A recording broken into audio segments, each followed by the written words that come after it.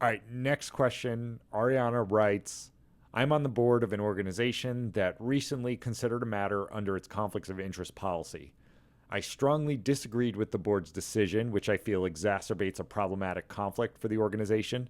I provided a dissenting statement with my rationale, but the board chair wants my rationale deleted from the minutes. You have an article on your site talking about us, stating that there's generally no requirement that meeting minutes articulate the reasoning for dissenting votes, but isn't it misleading to only state that I dissented without the facts? Anyone accessing the minutes would likely see me in a negative light and not know the facts surrounding my dissent. So interesting. Got a bit of a challenge to us, Mike, or at least me who wrote the article. Uh,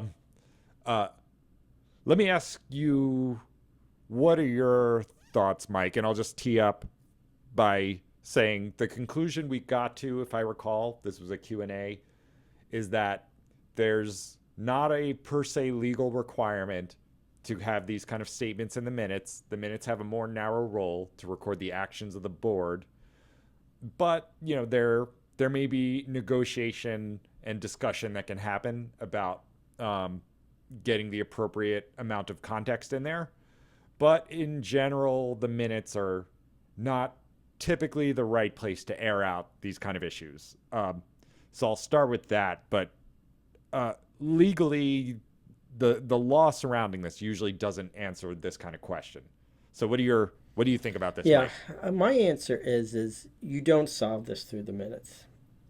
Right, right, And so we go back to our lowest common denominator. We have consistent minutes, and it's a board vote. It doesn't matter it's 15-0 or 8-7. right, It's right, there. right. And I'm a little weary, and this is where we come off compliance and come into reality, where the Yeah, person said, well, this is going to reflect negative on me. People are going to know. How are people going to know how you voted unless you're talking outside of the board meeting or someone else is? And this mm-hmm. is where there should be more than a subtle reminder that board discussions are kept within the board unless the board agrees to share something outside of the board. And that's Right. and minutes are shared, and that's why they Yeah. are separate. And we want to be able to, in order to, and remind them we're not bad people. In order to Mm-hmm. make good decisions, we want to hear all opinions, and then we're going to learn from that and vote. And you're not going to always be happy as an individual, and that's why you Right, you, right, you don't have a board of three. And right. if it's so much so that, I mean, the typical board size is usually around 15 people. You got one against 15. You just got to be. Now it's going to get out there. You got to get out in front of that, Mm-hmm. and don't wait. And the way, in my mind, you have to talk with that board member, and that board member should feel comfortable to share that within the board meeting, and say, "This is a Right, really right, typical. I'm really, this is the way I perceive it." They need to address that internally. right. Then, it can get a little sticky after that. There's not one answer. Yeah. Well, and just to take the other side of this, Mike, um, we assume that organizations and boards are trying to do the best thing and they've been open to hearing opinions. And certainly I urge that to my clients, but we don't know the situation. It could be that the person who asked this question may be totally in the right. You may have a board that is really not functioning. The organization may be doing the wrong thing.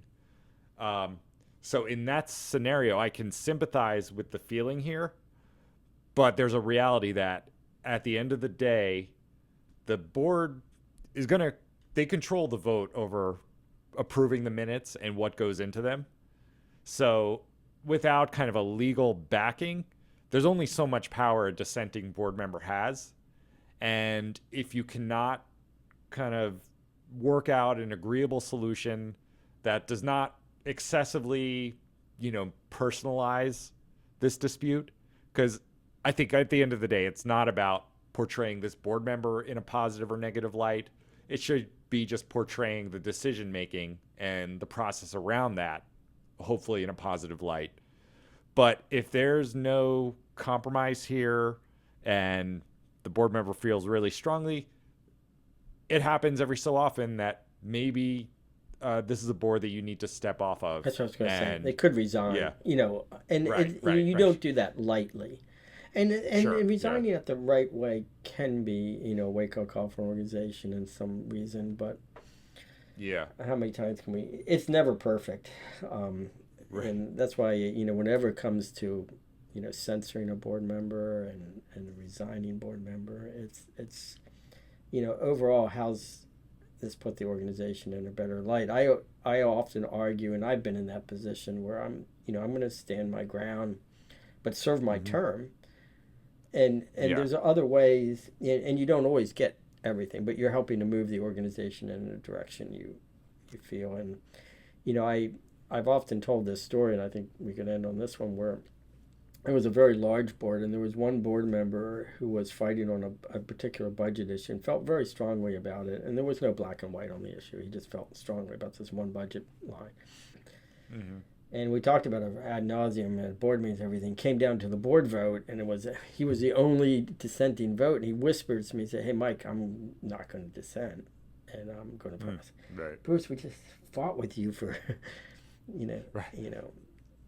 for all this time, and it helped move other decisions that way. I still think it, and I think to outsiders it looks good that not everything is unanimously stamped. Right.